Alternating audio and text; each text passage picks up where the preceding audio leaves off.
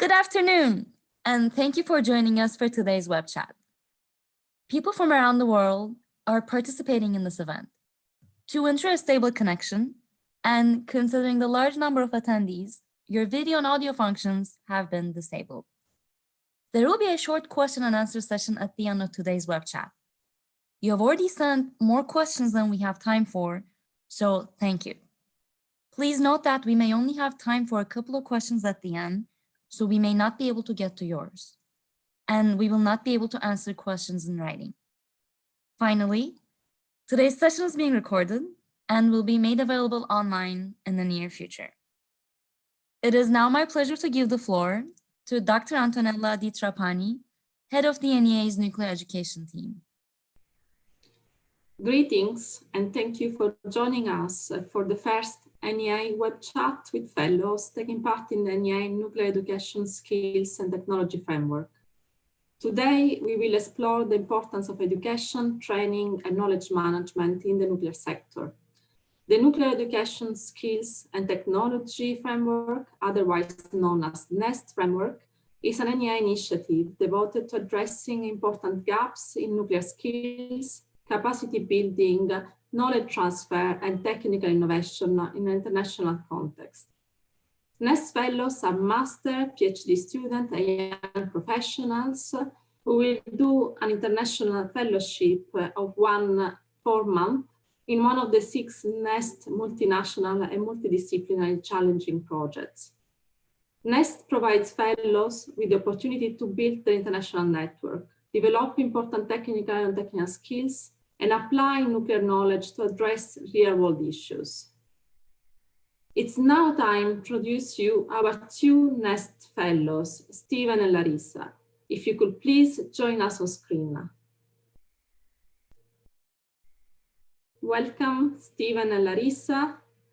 Stephen King did the NEST Fellowship at the Paul Scherrer Institute in Switzerland in the frame of the MRS project. Mr. Stephen King is a PhD student in science of interdisciplinary engineering and a graduate student researcher at Texas A&M in the United States. Mrs. Larissa Shasko, a NEST SMR Hackathon Fellow, is a PhD student at Johnson Shaw Yama Graduate School of Public Policy at the University of Saskatchewan in Canada, while working currently on researching perception of the risk and benefits of low-dose radiation exposure at the Center for Study of Science and Innovation Policy. We will be about 40 minutes together now to explore the impact of NEST for you and for the NEA member countries. And I would like to address you the first questions. So briefly, we would like to start with the first question to you both. If you can explain and describe your NEST fellowship and what was your main motivation, and mostly what skills and competencies have you developed through hands-on training activities in challenging projects, which are the cornerstone of the NEST framework. Stephen, if you would like first to answer this question, the floor is yours. Yes, certainly. Thank you. My NEST fellowship was 4 months in PSI in Switzerland. And during this time, I worked on the Harmonize project, which is the hydrogen mitigation experiment for reactor safety. So this was looking into modeling certain components of a hydrogen, basically hydrogen or erosion, such as what was occurring at Fukushima. So some new safety mechanisms were being designed and tested where this hydrogen layer would be removed and then and safely evacuated from the area. So they were doing experiments scaled with a helium layers, and I was there to evaluate this through CFD calculations and implementing new kind of techniques to help reduce the cost of these CFD calculations, make them more efficient. So to do this, I was working with Dr. Abdel Debi, and the main skills and competencies that really developed was a jumpstart into the like CFD software, so ANSYS Fluent, and using techniques like porous media to help simplify the problems. So. Thank you, Stephen. And now I would like to hand the floor to Larissa, who maybe can explain better what skills and competencies you've developed during your experience as a NEST Fellow. Thank you. For my fellowship, I participated in the Small Modular Reactor Hackathon, which was a fast-paced 5-day-long virtual event held in August of 2020. We worked in teams with 4 fellows that were from diverse backgrounds, from different academic backgrounds and different geographic locations. And we received quite a bit of hands-on training through presentations from a variety of experts that provided us with knowledge about the societal, technical, economic, and regulatory aspects of deployment. And over the course of the event, each team had to come up with a deployment scenario for a small modular reactor. A really big part of the event was a focus on solving real-world problems through our deployment scenario. In doing that, we really learned how to work across academic disciplines and bridge that social science and sciences gap to come up with comprehensive solutions in a very short amount of time. I also learned a lot about being creative with our presentations because we were given full ability to have as much creativity in our digital report of our deployment scenario at the end of the week. And we really learned how to work together and use our skills in complementary ways that helped to produce solutions that were grounded in reality. Thank you, Larissa and Stephen, for your clear description of the NEST Fellowship and what skills you learned. Another question for you. What skills and competencies have you carried on from NEST? How do you apply those skills to the work you do in and out of your PhD research? Stephen, if you would like to answer first, and then So the main skill that I brought back was utilizing this CFD that I learned working very closely with Dr. Abdel Debi, and more in particular, like this porous media. So when I came back and to the lab and finished the master's and continued to the PhD, we started to develop new kind of projects that were related to small modular reactors, such as like a pebble bed.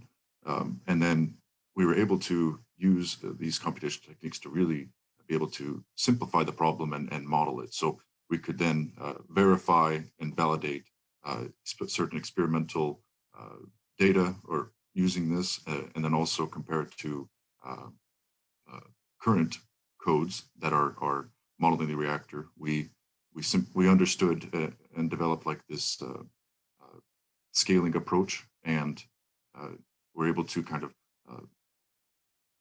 accurately represent what was going on in the code and validate this section. And if this was okay, then we could have some faith going forward into the larger sections of where, for example, it's really being applied to an actual reactor under full scale, which we don't have readily available to us right now.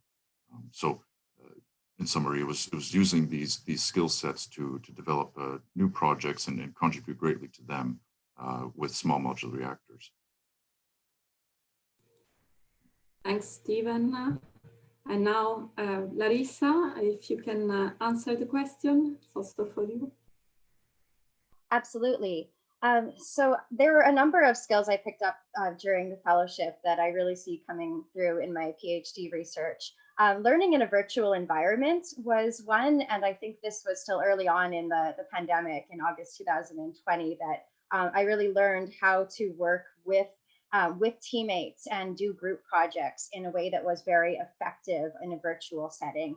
Also, we learned a lot throughout the event about starting with the needs of a community to look at our deployment scenario and really fitting the technology to the needs of the community. And we talked a lot about communicating the benefits, not just the features of the technology, and how this can help to inform community-led decision-making with energy policy decisions. And that's been a big part of my PhD research, and looking particularly with my research at youth-led engagement. And that's where I think the NEST Fellowship was very key in a lot of the research that I'm doing now, this understanding that that designing the energy systems and looking at deployment scenarios needs to work for the community that we are looking at. And when we're talking about the future, this really means looking at youth and seeing what type of future that they want and how the energy systems that we design can best meet those needs. I think too, I mentioned that we really learned about making presentations entertaining, and that has been very beneficial throughout the coursework I've been doing for my PhD in learning how to make a presentation that is gripping and can really communicate key messages without getting too lost in the details. Thanks, Larissa, and thanks, Stephen. That was quite insightful. And I have a couple of more questions for you both. So in your opinion, what were the most valuable insights or information, both technical and non-technical, that your NEST mentor shared with you? Yes. Dr. Abdel, he is really, he was very knowledgeable. He had spent many years with the CFD and so in ANSYS Fluent. So there was a lot of troubleshooting, I'm sure, that he had already had to do throughout those times. So whenever I had a problem and there was some issue that I tried to look online or try to follow the manual and could not resolve it, I could go to him and very easily just have a solution within a short time, and we could have a brief meeting. So this was really a great help for me working with him. And then some other things there were a few presentations that I made with the Harmonize project. So as we were progressing with the work and we had some things to show to the group, then he would able to help me he would look over the presentation, say, okay, we should make this or make this change, and I could make them, and I could have some confidence, even more so, into what I was doing as far as the presentation goes. So there was a lot of this interaction. It was very personal and really efficient, I would say, too. I don't think I could really have gotten such a well-rounded and substantial information otherwise. Thank you, Stephen. And Larissa, do you have any insight, any information, any techniques that you can share, and you transfer, your NEST mentor transferred to you? So there was this transfer of knowledge you're trying to achieve in NEST? Yes, absolutely. Throughout the course of the event, we were provided with one mentor specifically for our team, and our teams met in virtual cafes. So we worked in the afternoon in breakout rooms to come up with our deployment scenario on very specific tasks for each day. And our mentor was there in a very supportive manner. That's where we were given the stage to come up with the work and the solutions that we wanted to, but if we had any questions, our mentor was there to answer them right away, and to also help to steer us onto a right track if they noticed that we were struggling or maybe going off into a direction that wasn't the best direction for us to be on. But there was really this sense of mentorship in general that I learned throughout the course of the week, which was one where the mentors were very much there to transfer knowledge to us and support us. And that really gave us the confidence to not only study problems, but also to solve them. Thanks again to both of you for your experience sharing with us, your NEST experience. But now, just a final question. Going back into NEST, what and how your career aspirations have changed and developed since you left the NEST Fellowship? So if you can tell us how this influenced your future career, how it developed your career further, it would be really helpful for the audience today. Yes, certainly. So when I had joined NEST and went to Switzerland, I was in the middle of my master's. So I knew I was, of course, going to finish this and in nuclear engineering, but I wasn't too sure if, if I were to do a PhD, what would it be in? What should my subject be? And what should I do? Because there's experiments, there's computational work, there's many various kinds in the science. When I went to NEST, when I went to PSI, and I worked with Dr. Abdel, I really, I had not done too much CFD before that, but I had wanted to pursue it because I was doing a lot of experiments at the time. So when I had worked with him closely and I developed sort of this foundation of this for the CFD, then I had some confidence, like, okay, I can do this and I can do experiments. So I knew it was like, I wanted to do something combining the two of them. So when I came back to Dr. San's lab, and then we talked, and then I told him that, okay, I've learned this CFD to a certain level. I'd like to pursue it even more. And I would also like to work conducting experiments at the same time. And so now here I am pursuing a PhD where we are doing just that. And we are looking into, CFD approaches and experimental approaches at the same time. And I would say that this is by far the greatest contribution I think from, or one of the great contributions I can attribute to the NEST. And it just opened up a lot of avenues, a lot of options for me to go down, and frankly, it was like too many to pick from. So I had to kind of limit it. And so I stuck with these two approaches, and then we looked into combining different engineering fields and pursuing a PhD kind of from both of these.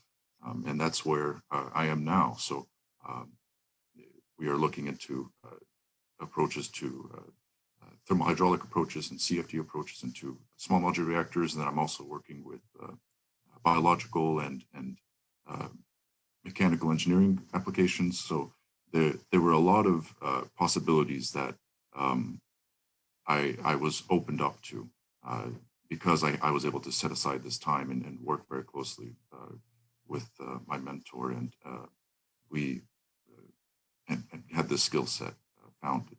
So thank you. We appreciate a lot your nice words and your commitment to NEST, how grateful you are to the NEST experience. And now let's hear from Larissa. What was her experience? Well, my career aspirations going into my fellowship and for far before that have always been to do something meaningful to help address the climate change crisis. But going into the SMR hackathon, I was also, similarly to Stephen, was working on just finishing my master's, and I actually defended my thesis a week after the SMR hackathon finished. So I started my PhD courses about a week after that. So the hackathon and the NEST fellowship were very key in helping me to form what I wanted to work on in my PhD research. And that's really where I came up with this motivation to work on developing a youth-led engagement strategy for energy policy and climate change decision-making, and really looking at how to support more youth to choose careers in the social sciences and STEMs to be able to actually implement the energy policy transition that we are embarking on. So I felt that having participated in the hackathon at the particular time that I did really motivated me to pursue that track, and really helped me to understand how important it is to have that transfer of knowledge so that we can really maximize innovation and get these very difficult problems solved in time. Thanks a lot, Larissa, and thanks, Stephen, for your insights and how NEST really changed your career and you could focus on a PhD after a next fellowship. This is quite insightful and helpful for other people who want to pursue a career in nuclear. Usually in these web chats, we ask all the questions, but this time we are going to try something new. And I would like now to invite our two next fellows to ask our Director General some questions. So it's my pleasure to invite the NEA Director-General William D. Magwood IV to join us, and I will hand over the floor to him for the rest of this web chat. Please, DG Magwood, the floor is yours. Well, I've been listening very closely to the conversation. Larissa, Stephen, it's a great pleasure to have you with us today, but very interesting comments and interesting insights. Actually, the floor is really yours. I'm going to hear what questions you have for us and look forward to a conversation about the state of nuclear and nuclear policy. So I think, Larissa, you go first. Well, thank you. It's an honor to be able to have this conversation with you today. So my first question for you is, do you have any advice to offer early career professionals when it comes to effectively communicating with policymakers about nuclear energy? Yeah, don't follow the examples of people that came before you, because they have not been very effective in communicating. I think over the course of time, I've concluded that maybe the best way for people to communicate about nuclear technology in general is to talk about why they're there, why they're involved, why they care. And I think, Larissa, when you were talking earlier, you talked about what motivated you to become involved. You wanted to help with the climate crisis. You wanted to help provide a solution. I think those kinds of discussions are important. I think it's important to talk about the values that brought you to the nuclear field. I mean, perhaps your real motivation was that, the neutron transport equations really excite you, and that's why you're here.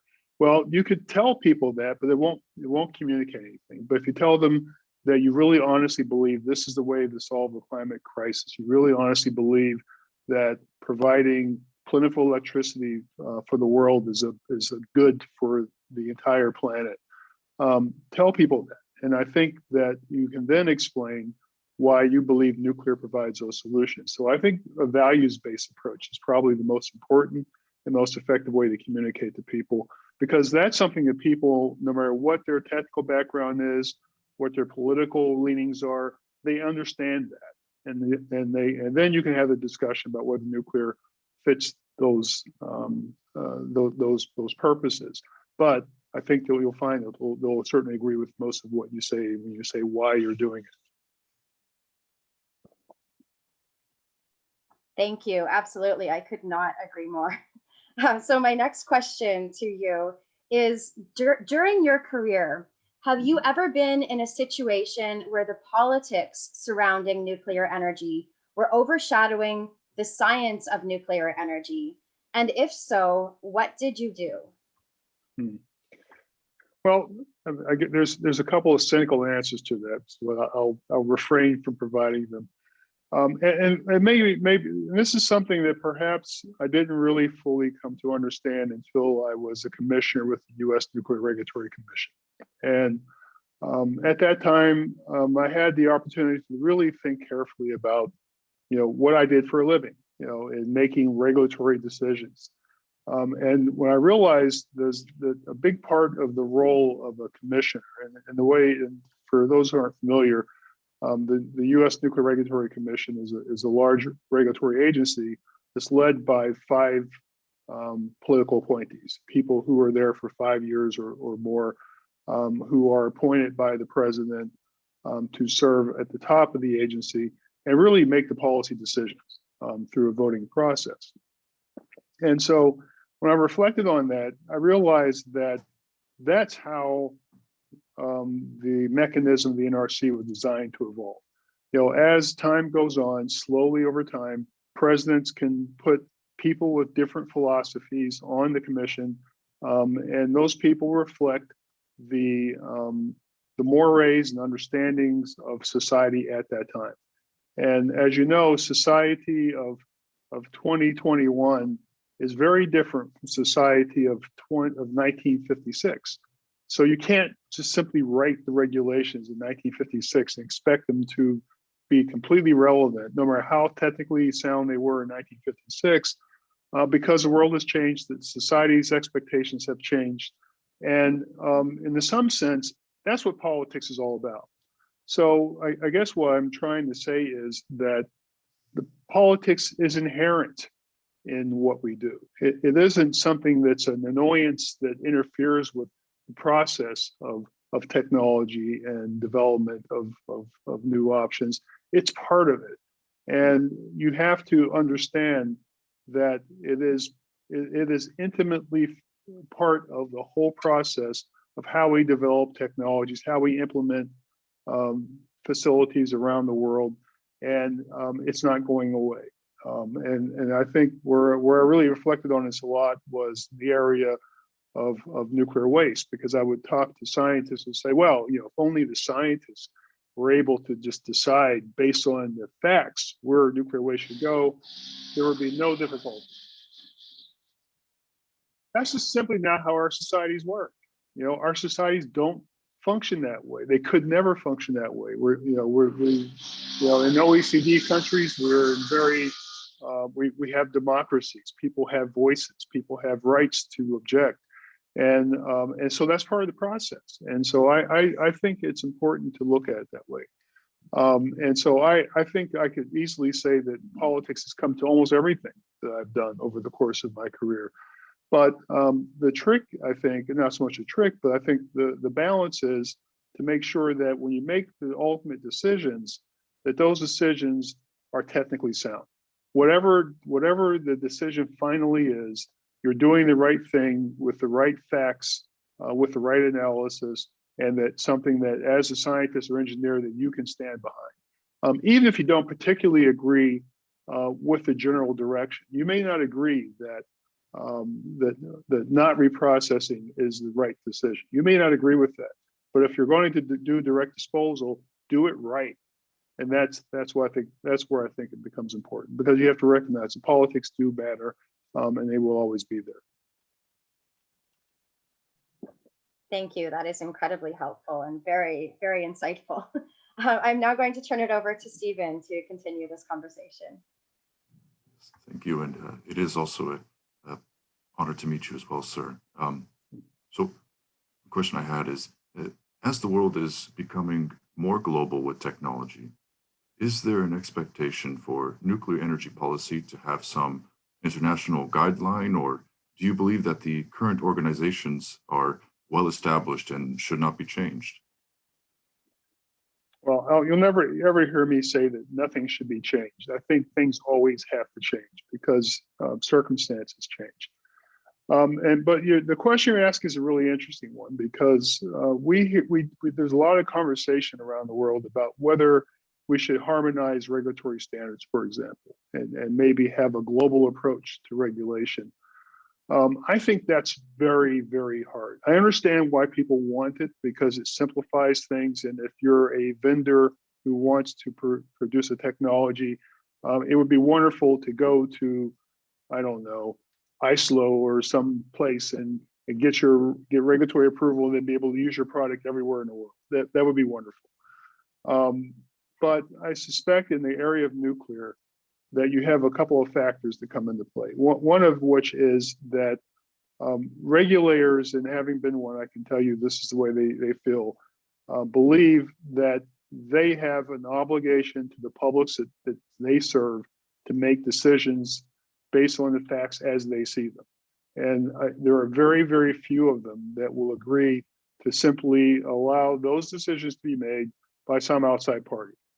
So I think it's very difficult to ever go to a global regulator, because regulators and really governments believe that they should be making those decisions. So I think that's going to be very, very difficult. However, at the same time, I think it's also quite clear that regulators and governments can work together. and find common purpose. And so that's something that we at the NEA have been trying to do for quite some time, helping regulators talk to each other, create common understandings, so that when they do make their ultimate decisions, they're based on the same facts and understanding about the science and the technology, and in some cases, even agreement on how to approach difficult issues. And so there's been some success in those directions. I think we need more, and I think the change that I would probably advocate is that there be more willingness at the national level to come together and not just simply come and compare notes and say, well, we do it this way, you do it that way. It's very interesting. And then go back to your neutral corners, but be more willing to make some changes and to change how you do things based on this international conversation.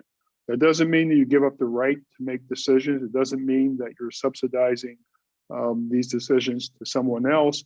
But if it's all based on science and technology, that is immutable. It doesn't change over when you cross the border. So it should be possible for regulators, in particular, to come together on basic issues and come to agreement that this is the right way to do this. This is the right way to analyze this.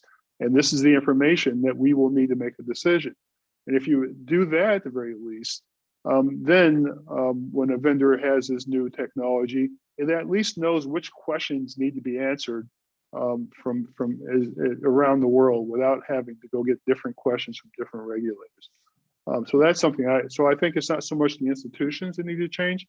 I think it's really the national perspectives that need to change and be more accepting of coming together and being able to adapt in pursuit of that harmonization. I see. Yeah, cooperation, communication is key. I see. So the next question I would like to ask is, how will the new Gen 4 reactor types, like in particular the small modular reactor designs, with their safer nuclear operations, impact the views on current nuclear policy? And do you envision a new era of nuclear policy that will allow for faster development if the Gen 4 technologies prove to be as safe as they should be? Well, I guess we'll wait and see, won't we? I do think that some of these new technologies, the small reactors, the Gen 4 reactors, they have the potential to be real game changers, to change how we look at things. And when I was talking about harmonization, one conversation that we've had with different countries is the fact that these new technologies have such significant passive safety characteristics that even where countries have different regulatory approaches, different requirements, those differences begin to vanish somewhat in the face of these technologies. So the technologies actually can make it easier to bring countries together because there's some technologies, for example, that are so safe, have such passive safety characteristics that at least some regulators and some vendors believe they could be operating without offsite emergency preparedness. That's a huge change from where we are today. But we have to see those technologies. We have to see it demonstrated. We have to prove to regulators, to the public, to policymakers that those technologies work as advertised. But if they do, then I think what you're saying, yeah, I think you could absolutely see a lot of change. But I think you've got to prove it first. And that's I think about where we are today. We're at that stage where these new technologies are moving closer and closer to demonstration.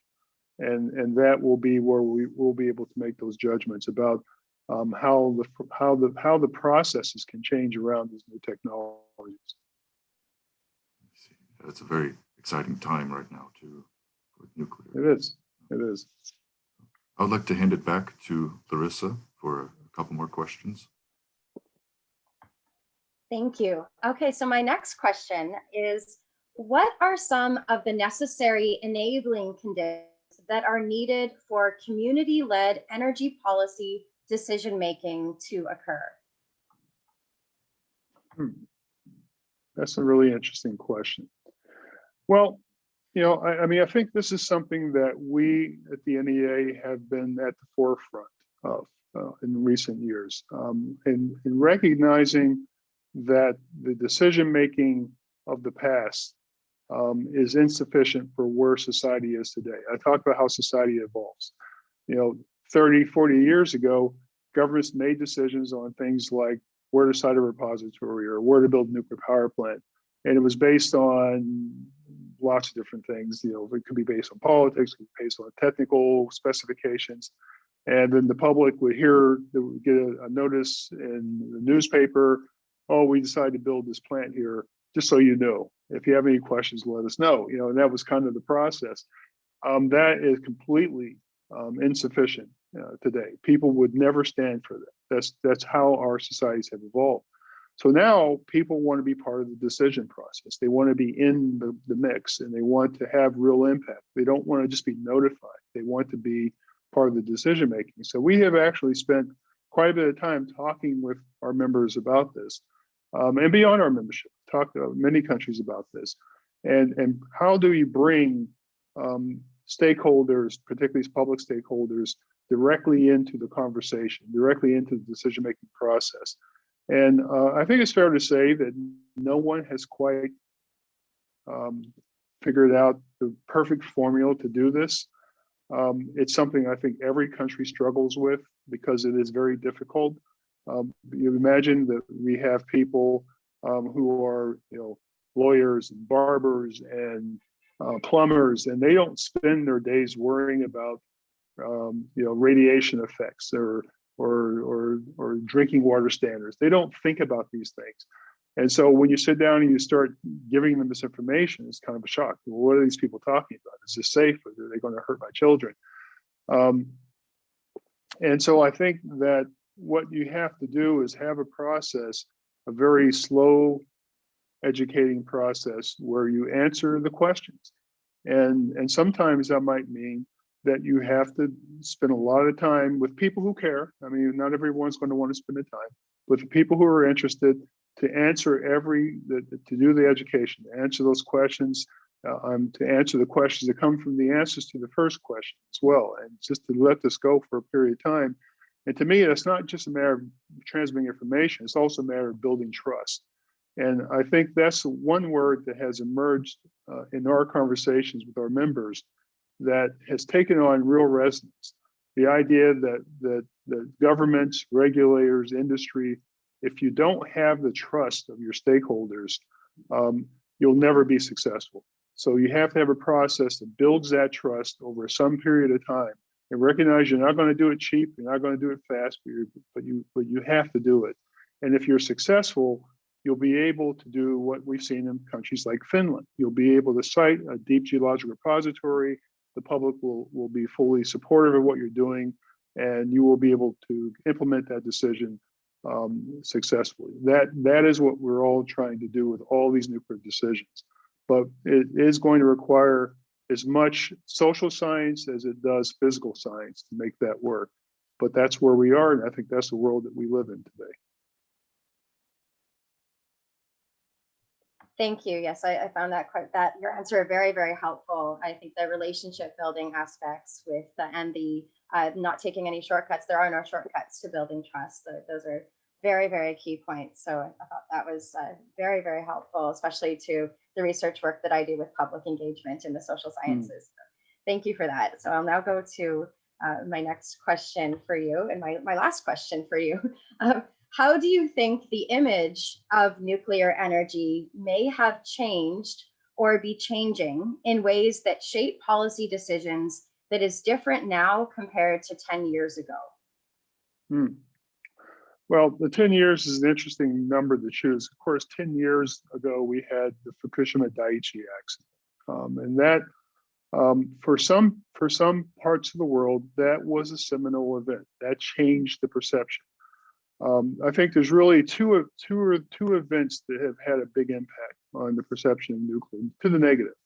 One was certainly Chernobyl. Chernobyl, and for Americans, Chernobyl was a bad event and very interesting impacts.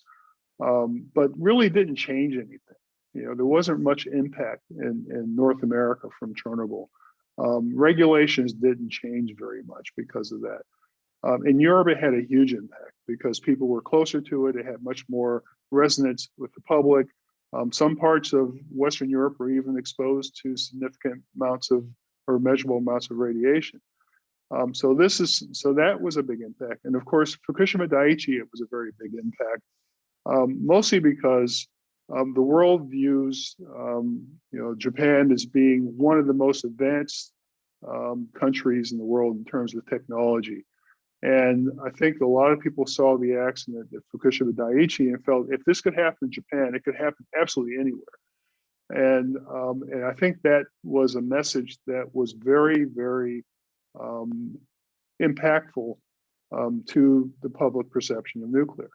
And clearly, it's going to take a long time to build that trust and that confidence back in many places. In some places, maybe you will never rebuild it. We have certainly some of our members are phasing out of nuclear as a direct result of that accident. So that's on the negative side. On the positive side, many people in many countries have seen nuclear plants operate continuously, providing low-cost electricity, and do it year after year, day after day, hour after hour, under all kinds of weather conditions. And we have seen some examples recently where there have been extreme weather events where other sources of generation have completely collapsed, whereas nuclear typically just moves forward. And I think that people see these things and they draw these conclusions over time. And one thing that I have seen is that when you realize the importance that these plants play on the grid and the developed countries in particular, we take them for granted. But that doesn't mean that they're not doing their job. But people who are familiar with them are become very appreciative of the role that they play. And so I think that those sorts of things do play an effect. But clearly the accidents have had a big impact. And it's going to take a long time to work through that. But I do also at the same time think that people are watching. They're watching these new technologies. They're hearing about it. They read it in the newspaper.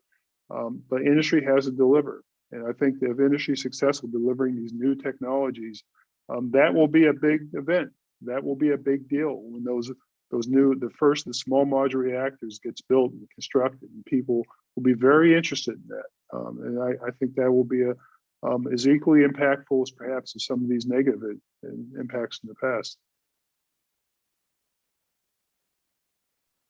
Thank you. Yes, once again, very, very insightful. I know certainly in Saskatchewan, where I'm from, where our provincial government is very much looking towards deployment of small modular reactors in the future. And there's definitely a lot of people in the public who have their eye on that right now. So I really appreciated that aspect of your. Yeah, and I'll just add, Canada had done an excellent job in communicating about these things. I think you were highlighting that you did some work in social science. I'd love to talk to you about that sometime. But I think in Canada, they've done such an excellent job in reaching out to people, providing information, having those public discussions. And now you have people who want to build these facilities. And that's where I think a lot of places can get to. I've seen it in my home country in the US where communities were writing letters saying, build it here, we want one, and that's where you'd rather be as opposed to trying to convince people to build a facility. But I think a lot of it comes from the trust. A lot of it comes from, do you trust the institutions? Do you trust the companies? Do you trust the regulator? And in particular, the regulator, because if the regulator is trusted, then people know that nothing will happen that will not be safe. And they have a lot of faith in that. If they don't trust those institutions, it's essentially hopeless because you never converge to a decision. But Canada is one country that we work with quite frequently that has done a very good job communicating about this sort of thing. Yes, absolutely. I definitely agree. I'm going to turn it back over to Stephen now to ask a couple more questions to you. Thank you. And yes, the last two questions for me as well. So what contributions can nuclear energy make to the global energy transition? Well, you know, I was just on, right before I came here, I was on another webinar that was hosted by the Atlantic Council in the United States. And this, a very similar question was asked. I apologize for the noise in the background. Hopefully it's not too disruptive. But one of the questions that I think arose from this was that nuclear energy is still, despite the huge investments in variable renewables over many years, that we have to recognize that today nuclear remains the single largest non-emitting source of electricity in the developed countries, in OECD countries, still the largest, and globally it's still second largest after hydro. So imagine if we were to lose those nuclear plants over some period of time. Any attempt to decarbonize the global environment would be set back by years and would cost vastly much more money, if it were possible at all, if it were even possible. And you can debate that. Nuclear energy provides an option to decarbonize the economy in a way that enables us to continue to expand economic growth, not just in developed countries, but in the developing countries as well, providing electricity, clean water, and heat to those that billion or so people who don't have it on a regular basis today, and to do it in a way that does not impact the environment. That is something that is extraordinarily powerful and important. And I also believe that to the degree that our story about saving the environment is a story about sacrifice, that we can't, we can't eat meat anymore, and we can't fly airplanes anymore, and we can't drive cars, we can't have air conditioners, we can't, all the things we can't have because it hurts the environment. If that's a story that we're giving to the public, then we're doomed. They will not go along with giving up civilization to save the environment. As much as we love the environment, we also love civilization, and we're not going to trade one for the other. Nuclear provides a part of the solution for how you can eat your cake and have it too, how you can have plentiful electricity around the world and still decarbonize the economy. And to me, that's extraordinarily powerful. And I also hasten to say that it doesn't mean that every country has to build nuclear power plants. It doesn't mean that. It simply means that it should be an option for countries to assess. And if there are particular circumstances make nuclear the best option for them, then they should be able to pursue it. If it doesn't, and there are other options, go do the other options if that's what you would like to do. But I think it's important for each country to have the flexibility to see how its mix can best meet its future requirements. And I think that's what we try to do. We try to provide the information so that our member countries and other countries around the world can make the best decisions for themselves as they can with all the facts and analysis necessary to make the best decisions. And that's what we try to do. But my view is that that nuclear is going to be part of the long-term solution, that these new technologies have a really powerful chance to play a huge role, and that there'll be countries around the world that will be looking at them as part of their portfolios.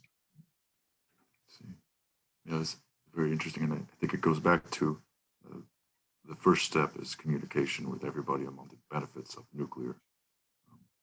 Well, it's not just communicating, but it's also accomplishing.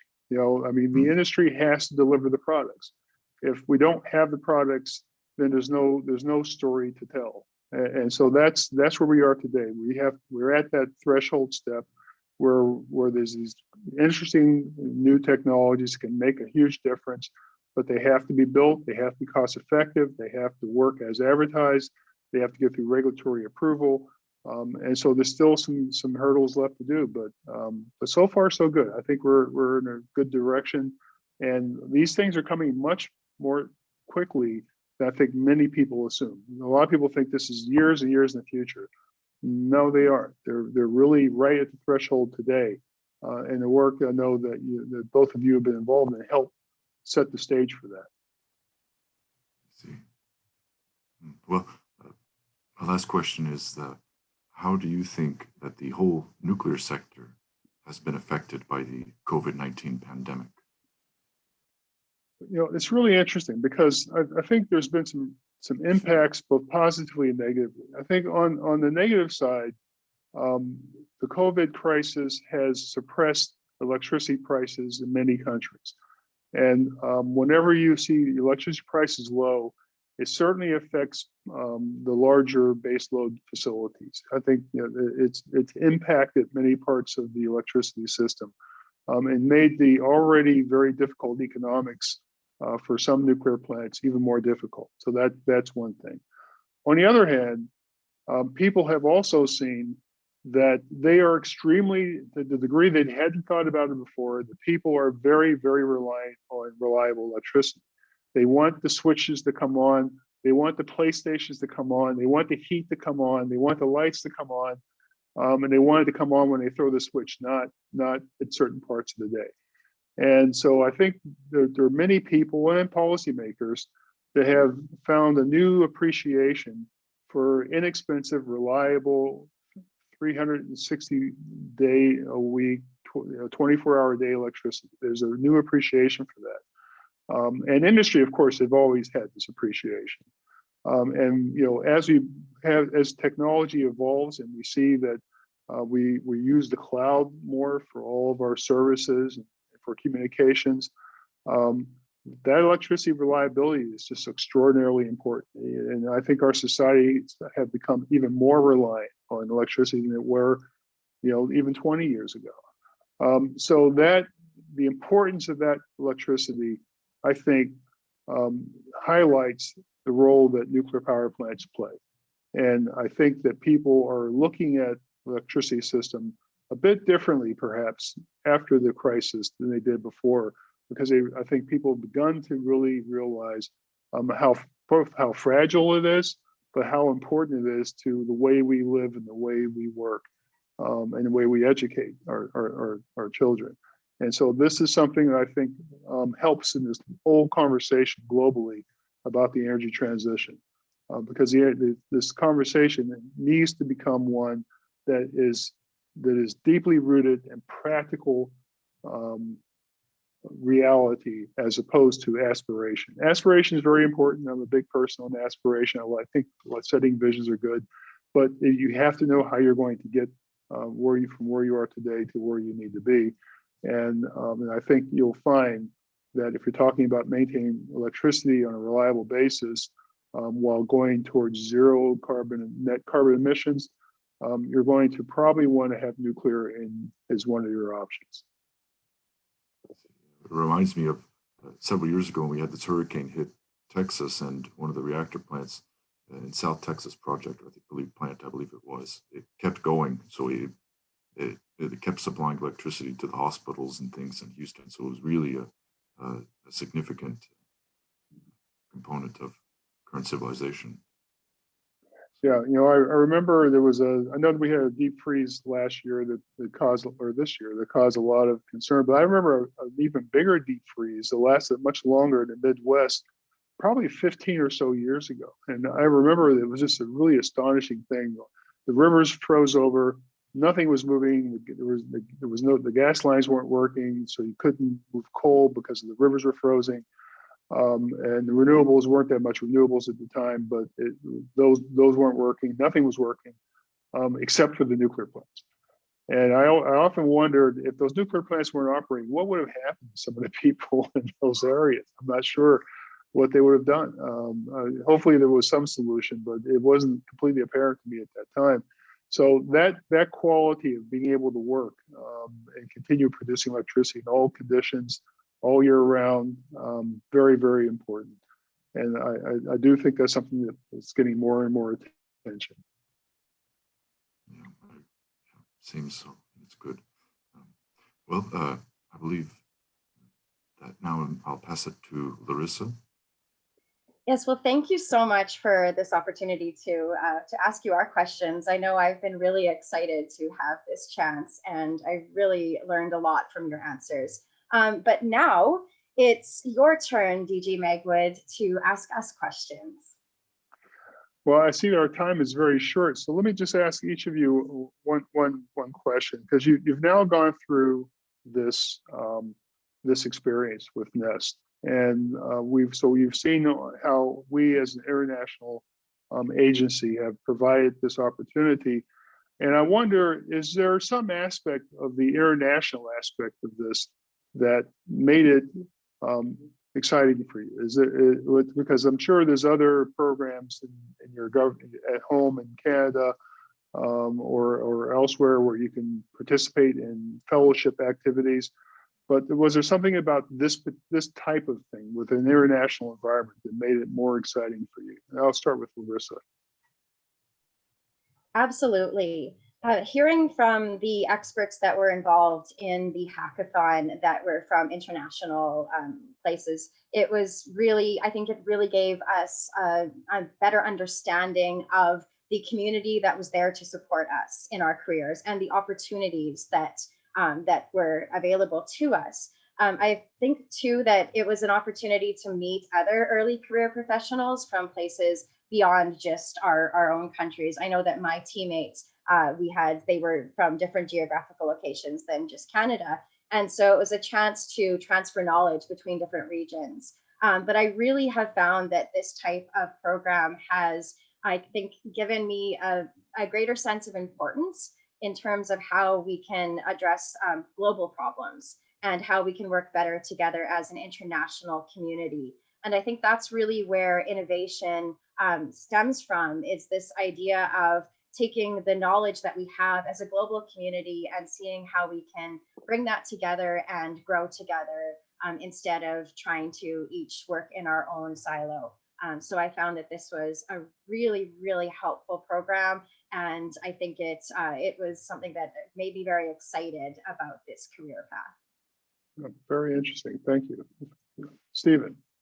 Yes, so the nuclear energy and technology, I've always understood it to be an international technology and field, really. And so I remember I was in high school at the time, but in Fukushima, it was an accident.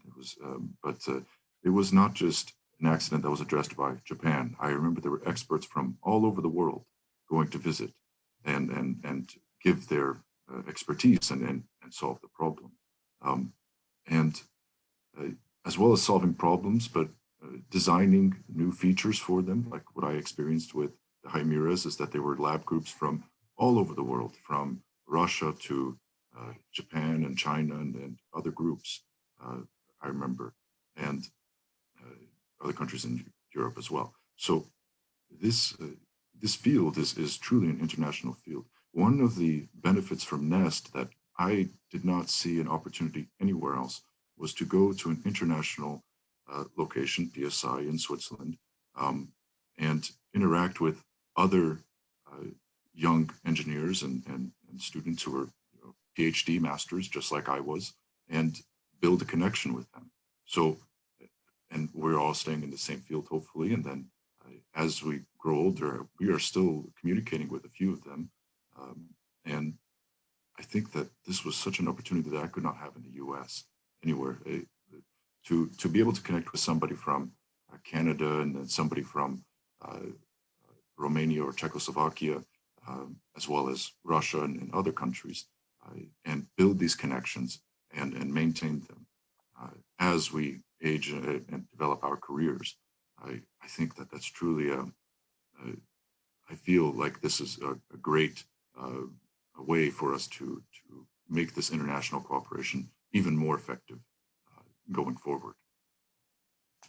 Well, thank you very much. I appreciate that. And it really is very gratifying. I mean, we worked very hard to put NEST together, and we're very proud of the fact we have so many countries that are participating in NEST. And we're really hoping to grow NEST and expand this experience and make it available to as many students as possible. So hopefully we'll be able to continue to do this well into the future, because if the result of NEST is to bring people like the two of you into the field and to excite your careers, it's very much worth every minute we spent building this program. So I'd like to thank both of you for being with us, and both hopefully I'll have a chance to catch up with the two of you as we go on in the future. I'd be fantastic people, and continue the good work. And please stay in touch. We'll look forward to hearing from you over time. So I think with that, I'm going to have to hand it to our disembodied voice. G, the floor is yours.